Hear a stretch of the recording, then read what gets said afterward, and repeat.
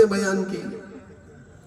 آج یہ ہمارا مجموعہ نمازیں چھوڑ کر، قرآن کی تلاوت سے چھوڑ کر، ہماری عورتیں حیا اور پاک دامنی چھوڑ کر، ہماری عورتیں پردے کو چھوڑ کر، ہماری عورتوں کے اندر یعنی مردوں سے لے کر عورتوں سے لے کر ایک گناہ کی زندگی، جس گناہ کا اثر کہاں ہو رہا ہے؟ حضور کی خبر اتھر پر ہو رہا ہے.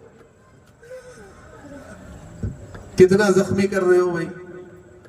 بولو یہ مجموعہ نوجوانوں کا مجموعہ بتاؤ کتنا زخمی کر رہے ہو حضور کو. آج ماشاءاللہ بڑے شوق سے جڑے ہو، بڑے شوق سے ماشاءاللہ آج محبتوں کا دعویٰ لے کر یہاں پر آئے ہو.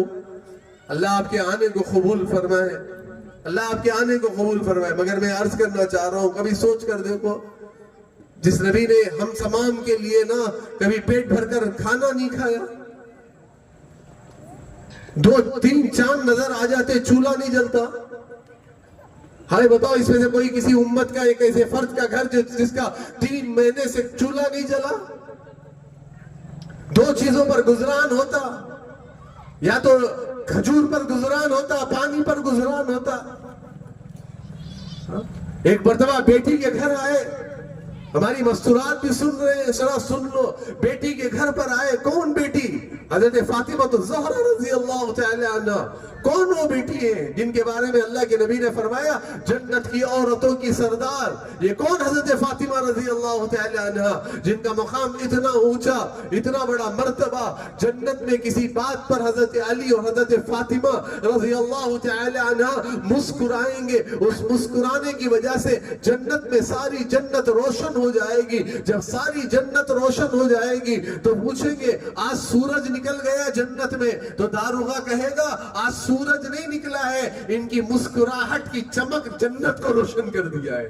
یہ بشارت اللہ کے نبی سرکار دو عالم صلی اللہ علیہ وسلم نے سنائی. اور اتنا بڑا مقام اللہ کے نبی سرکار دو عالم صلی اللہ علیہ وسلم نے اپنی بیٹی سے فرمایا میرے جگر کا ٹکڑا.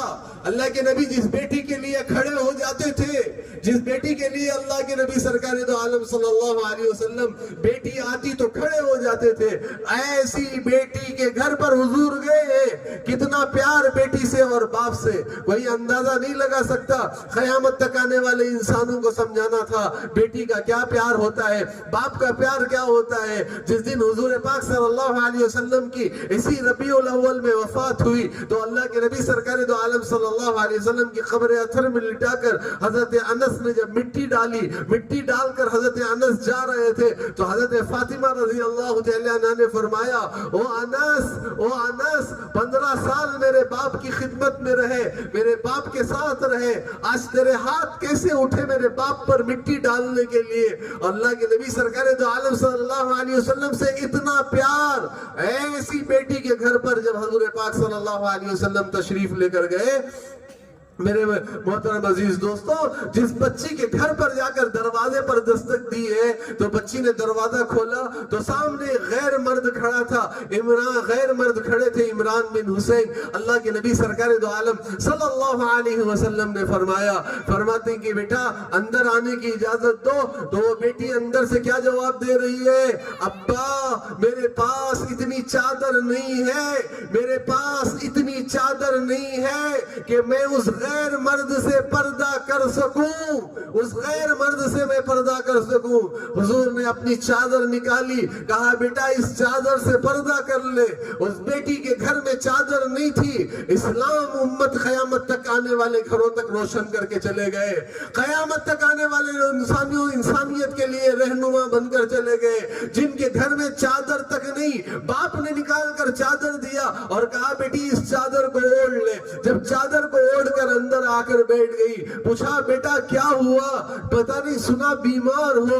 کہا کہنے لگی ابا پہلے بھوک ستاتی تھی اب بیماری ستا رہی ہے. تو فرمایا ابا 3 دن گزر گئے آپ کی بیٹی نے کوئی روٹی کا ٹکڑا نہیں کھایا، میرے حلق کے اندر کوئی روٹی کا ٹکڑا نہیں اترا. باپ نے اٹھا کر اپنے بیٹی کو سینے سے لگایا ہے.